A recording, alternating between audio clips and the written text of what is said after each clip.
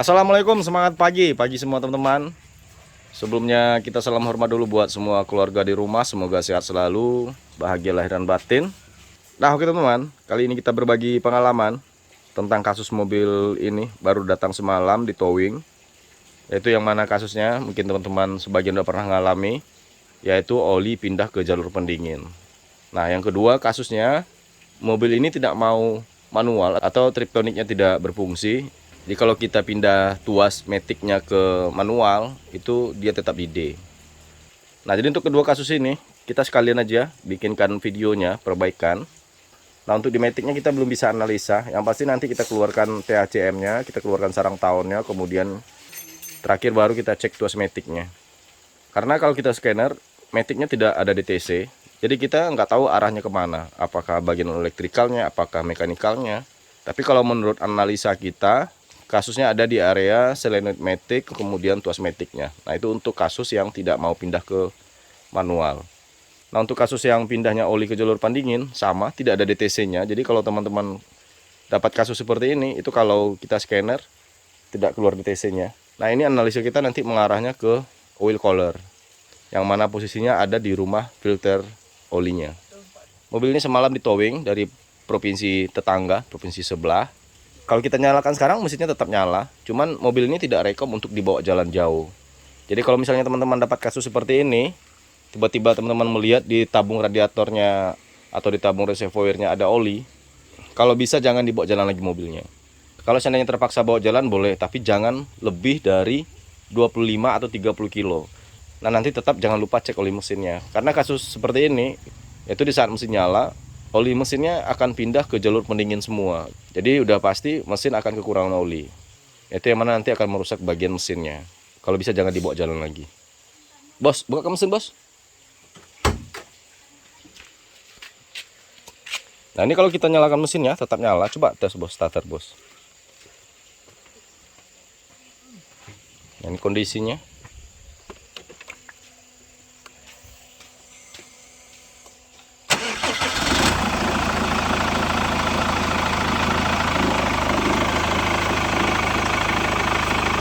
Nanti lagi bos. Coba buka ini bos.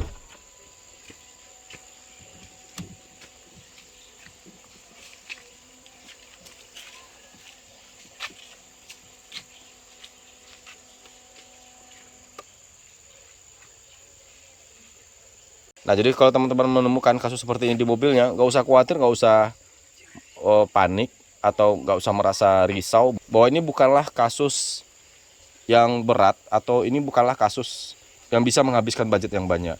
Di Captiva ada 3 kasus yang berhubungan dengan masalah oli. Yang pertama, oli mesin pindah ke tabung reservoirnya.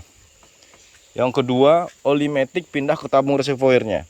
Nah yang ketiga, airnya yang pindah ke mesin. Nah jadi bercampurnya air dengan oli di Captiva itu ada 3 kasus. Nah untuk ketiganya itu kita beda analisanya.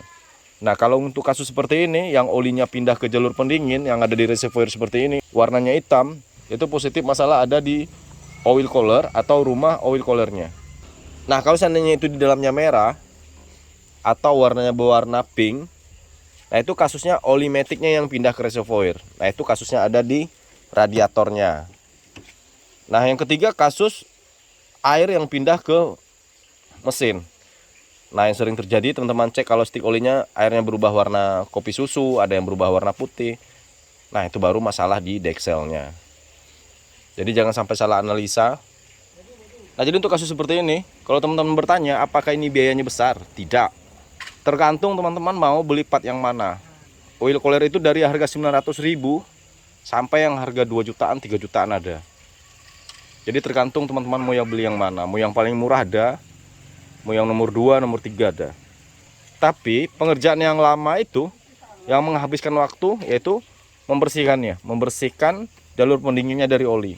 Karena nanti efeknya semua selang itu akan lunak karena olinya dan akan licin. Nah efeknya nanti jalur pendingin tidak bekerja maksimal dan temperatur jadi naik. Nah salah satunya nanti ada selang yang lepas klemannya. Nah jadi nanti yang merepotkan di saat kasus seperti ini yaitu membersihkan jalur pendinginnya. Nah cuma kita di sini kalau kasus oil cooler ini kita nggak mau ganti oil coolernya aja. Nah, karena udah pengerjaan sekalian, ya udah kita sekalian cleaning total mobilnya.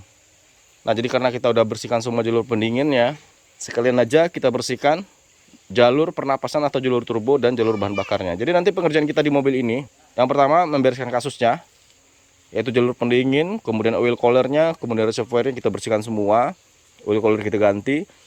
Nah, untuk cleaning dari box filter udara lanjut ke turbo, kemudian lanjut ke selang piping turbo, intercooler, lanjut ke selang yang lurus yang di atas maticnya, lanjut ke elbow throttle, throttle dan intake. Nah, naik ke atasnya kita bersihkan EGR-nya, kemudian lanjut kita bersihkan injektor, pipa common rail, supply pump.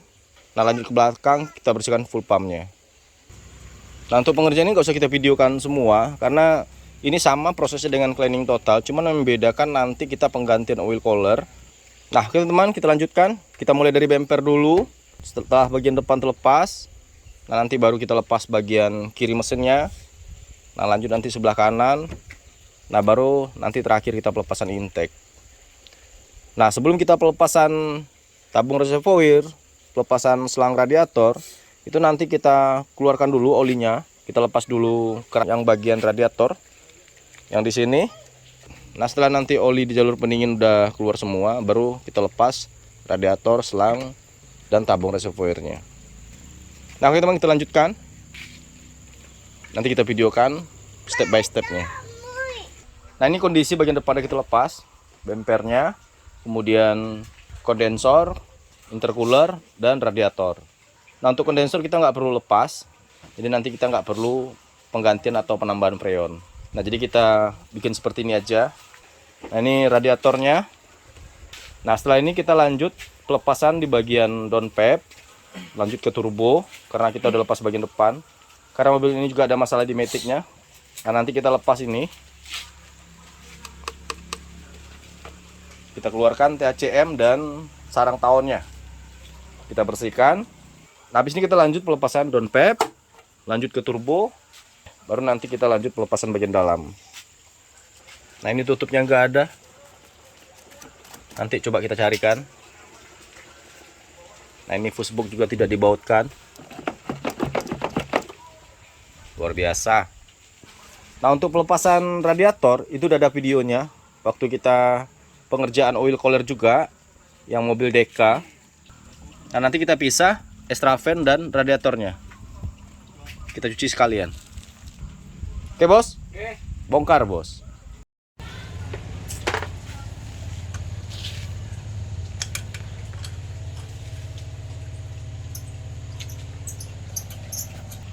Nah, ini udah pernah kita bikinkan videonya, simulasi cara melepas turbo Captiva FL. Nah, untuk NFL juga pernah kita bikinkan. Nah, ini turbonya. Nah, jadi untuk kasus oli berpindah ke jalur pendingin, teman-teman melihat ada oli di tabung reservoirnya, itu tidak ada hubungannya dengan pekerjaan kita sekarang. Seperti kita melepas turbo, kemudian kita melepas intercooler. Nah, ini kebetulan karena kita mau merapikan atau membersihkan semua oli yang ada di jalur pendinginnya. Jadi seperti pengerjaan kita sebelumnya, seperti injektor, intake, throttle, pipa common rail, kemudian EGR-nya tetap kita turunkan. Sampai nanti ke tangki kita kuras tangkinya. Kalau seandainya banyak lumpur, kita kuras tangkinya. Dan kita bersihkan full pumpnya. Nah, jadi untuk bagian depan ini udah terlepas semua. Kita tahu urutannya dari depannya, dari bumper, kondensor, kemudian habis kondensor, intercooler, kemudian radiator. Nah, itu kita lepas semua. Nah, biar nanti kita mudah untuk membersihkan radiatornya di luar. Nah, terakhir nanti tetap kita flushing. Kita flushing jalur pendinginnya sampai benar-benar bersih. Itu kita menggunakan cairan sederhana seperti Rinso, Sunlight. Flushingnya dengan air mengalir. Itu kita masukkan ke tabung reservoirnya. Kita nyalakan mesin seperti kita flushing di video-video sebelumnya. Kemudian kita lakukan flushing selama 1 jam. Kemudian kita dinginkan. Nanti kita ulang sampai benar-benar bersih jalur pendinginnya. Nah, untuk selang semua nanti kita bersihkan. Kita lanjut pembongkaran bagian belakang, bagian intake. Nah, ini bagian kiri mesin sudah selesai, tinggal kita pelepasan tabung reservoir. Nah, oke teman-teman, selesai kita pembongkaran. Terakhir kita pelepasan intake. Nah, jadi part yang kita lepas jalur pernapasan dari box filter sampai ke intake, kemudian jalur bahan bakar dari injektor sampai ke full pump. Nah, untuk injektor nanti terakhir. Seperti biasa, kita mau kinclongkan ruang mesinnya. Kita mau bersihkan sampai ke peredam kap mesinnya. Nah, nanti semua ruang mesinnya kita cuci, kita sabunkan. Nah, tetap sebelum kita siram, kita amankan dulu mana soket yang harus kita amankan. Nah, ini kondisi ruang mesin sebelum kita cuci. Nah, ini bagian depan. Nah, bagian bempernya.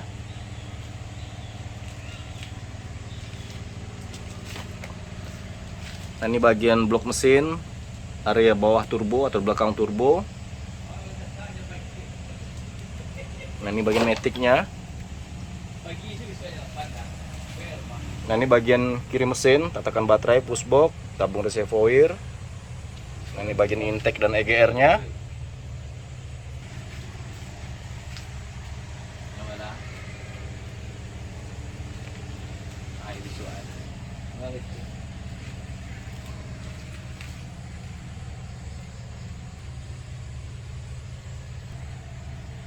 Nah, oke teman-teman, lanjut kita kinclongkan ruang mesinnya.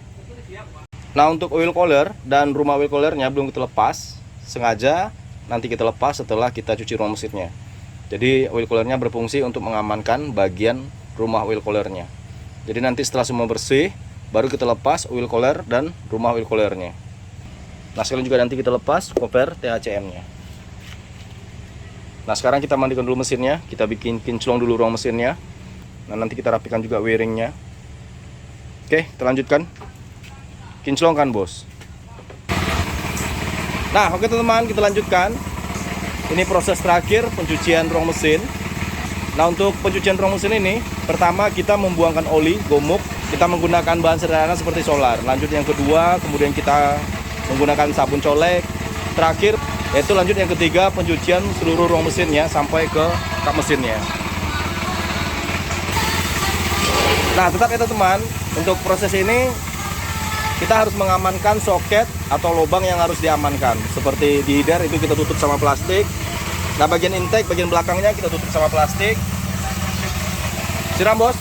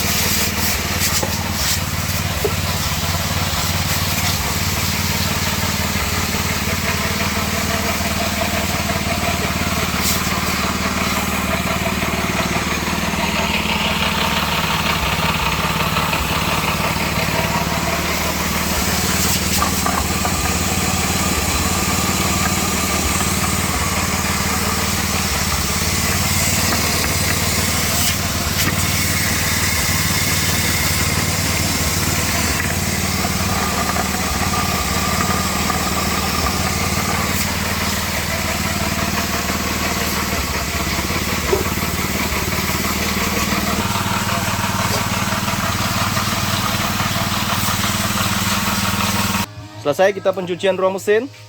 Nah, tetap untuk pengerjaan ini teman-teman harus hati-hati, teliti dan bersih. Jadi jangan main barbur saja. Jadi mana soket yang harus diamankan, mana lubang yang harus diamankan, amankan dulu sebelum kita siram mesinnya. Nah, ini bagian kanannya, bagian belakang bemper sebelah kanan. Nah, ini bagian depan. Nah, ini kompresor AC. Nah, di sini turbonya, pompa power steering. Nah ini water pumpnya. Nah lanjut ke atas. Nah ini dernya. Nah ini bagian maticnya. Udah hilang semua olinya.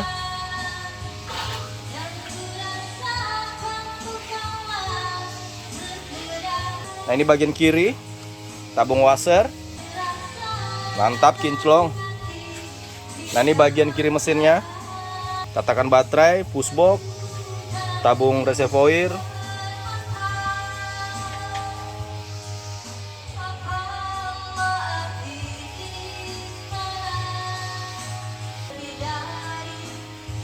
Nah ini sebelah kanannya, bagian box filter udara. Nah setelah ini baru kita lanjut pelepasan oil cooler dan rumah oil coolernya. Nah ini filter olinya sekalian. Nanti kita cek.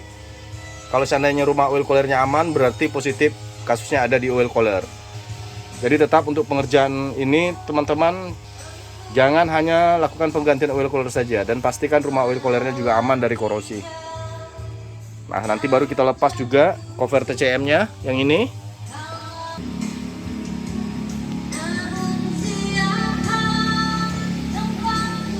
Oke teman-teman, kita lanjutkan. Nah itu baru datang kemarin, padahal yang datang duluan itu si putih yang di belakang. Cuma karena si om ini udah list duluan, udah bikin jadwal duluan, terpaksa yang putih itu tetap kita kerjakan nanti setelah mobil yang ini, yang silver ini. Nah itu kemarin kasusnya habis turun mesin tapi mobil tidak mau nyala. Nanti kita bangunkan badaknya. Nah oke teman, sebelum kita pemasangan, kita rapikan dulu wiringnya. Banyak cover yang terkelupas. Nah ini wiringnya udah kita lepas.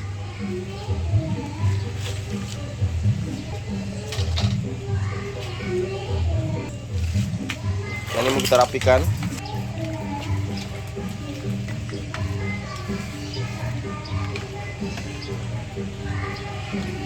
Oke, nanti kita lanjutkan. Nanti kita cover ulang, kita bersihkan, lanjut kita pemasangan. Nah ini kondisinya setelah kita keringkan.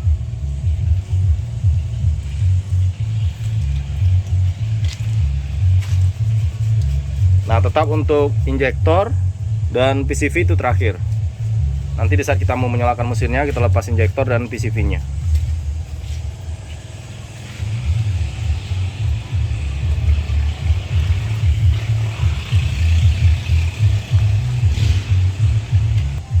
Nah sebelum kita pasang, coba kita cek partnya yang udah kita bersihkan. Mana partnya bos? Depan ya? Oke, yuk.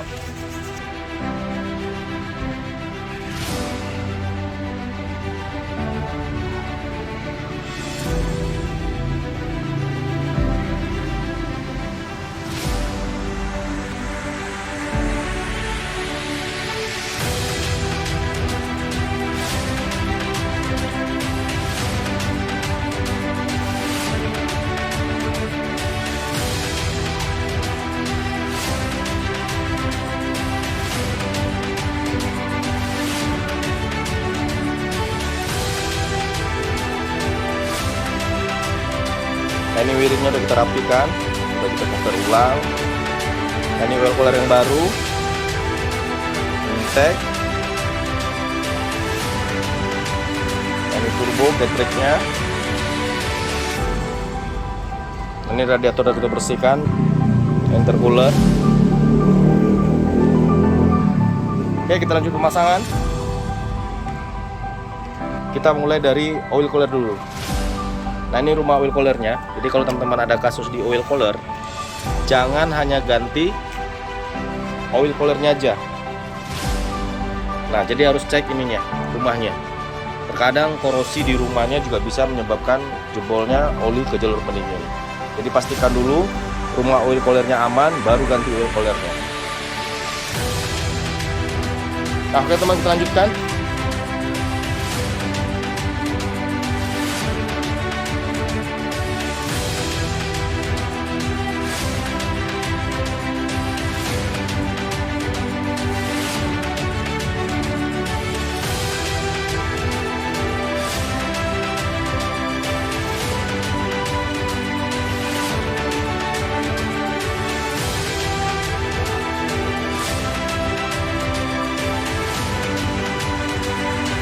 kita udah mulai pemasangan intake.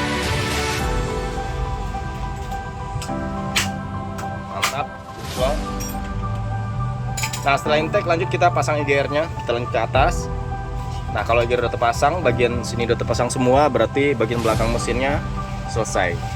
Nah lanjut nanti kita ke bagian depannya. Nah kebetulan ini kita lepas, radiatornya belum kita pasang turbonya dari sini.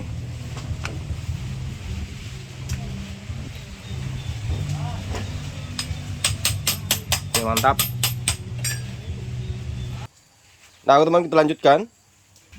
Ini kondisi downpipe, turbo, piping dan selang turbonya udah terpasang. Lanjut kita pemasangan radiator dan intercoolernya. Nah, ini tampak depannya.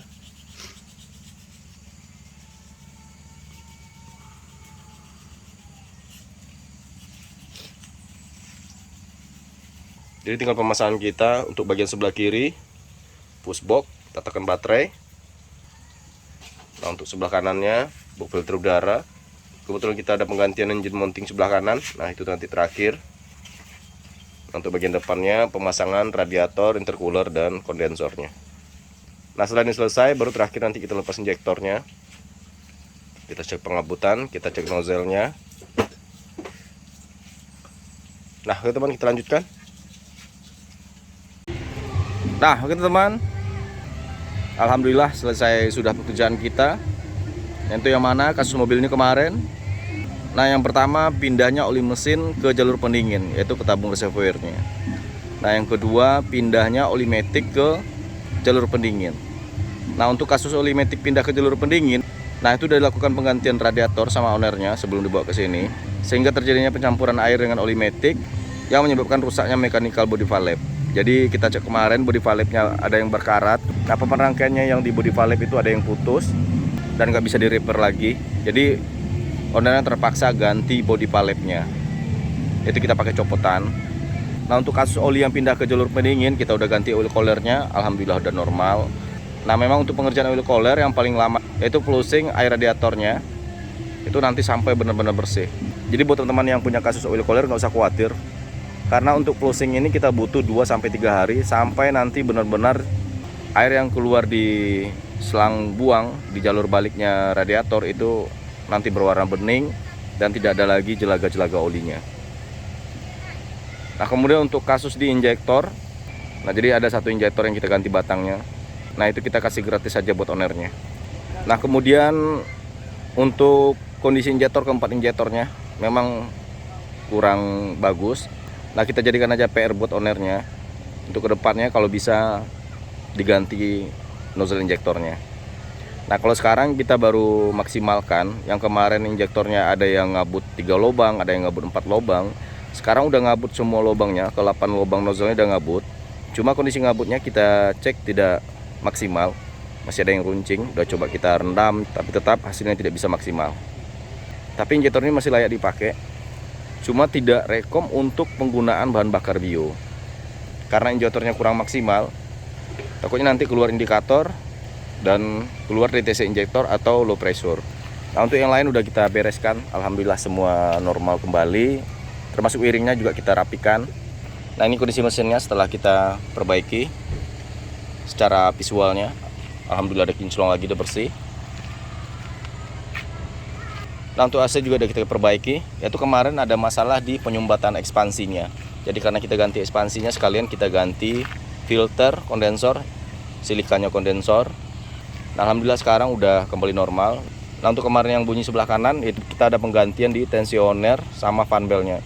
Jadi kita tensioner kita pakai yang Sedelco, untuk fan bel kita pakai yang Origem, biar kerja fan belnya tetap maksimal. Itu juga kemarin ada masalah di puli dampernya. Hari ini mau dijemput ownernya. Sekarang coba starter bos.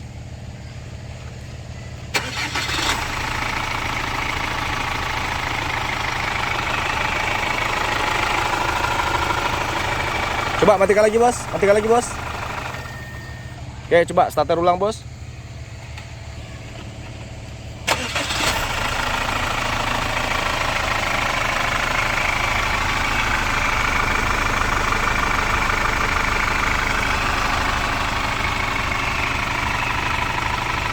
Nah, untuk video kemarin kita cek pengabutan, kemudian kita cleaning injektor, sengaja nggak kita bikinkan karena itu udah ada di video-video kita sebelumnya. Jadi buat teman-teman yang mau cleaning injektor Captiva FL, itu udah ada video lengkapnya. Teman-teman cari aja perawatan komplit injektor Captiva Diesel FL. Nah, kalau seandainya videonya kepanjangan, teman-teman bisa cek per bagian, yaitu ada yang cara membersihkan lubangnya, ada yang cara membersihkan injektornya, kemudian ada cara pemasangannya. Nah, untuk yang lengkapnya juga ada. Nah, untuk di dalam udah kita rapikan, kita bersihkan.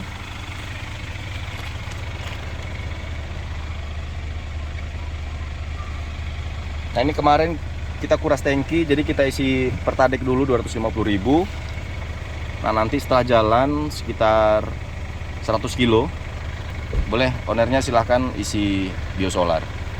Cuma karena kondisi injektornya seperti ini, kondisinya sekarang 85% keempat injektornya, jadi tidak ada yang maksimal. Jadi untuk sementara kami sarankan Pertamina Deck dulu. Udah bersih semua.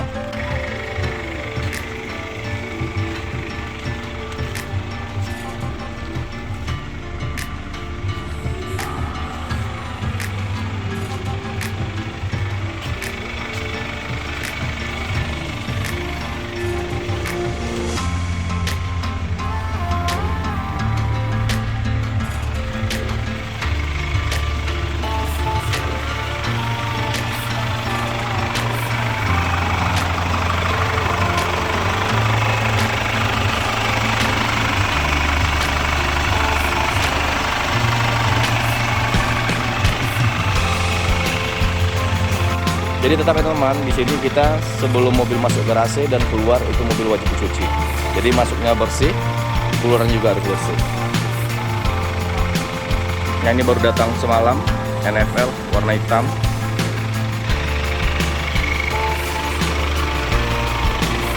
Nah, ini mobil yang mangkrak, yang mati 1,5 tahun, baru selesai kita cuci mesinnya. Nah, teman-teman, sekian dulu video kita, mudah-mudahan bermanfaat. Mohon maaf jika ada salah kata, salah bahasa, mungkin salah cara penjabarannya, bahasa mekanikalnya, atau pengambilan gambar yang tidak sempurna, harap dimaklumi. Sampai jumpa di video kita berikutnya, perawatan badak di rumah. Salam hormat buat keluarga, salam mudahnya merawat Captiva.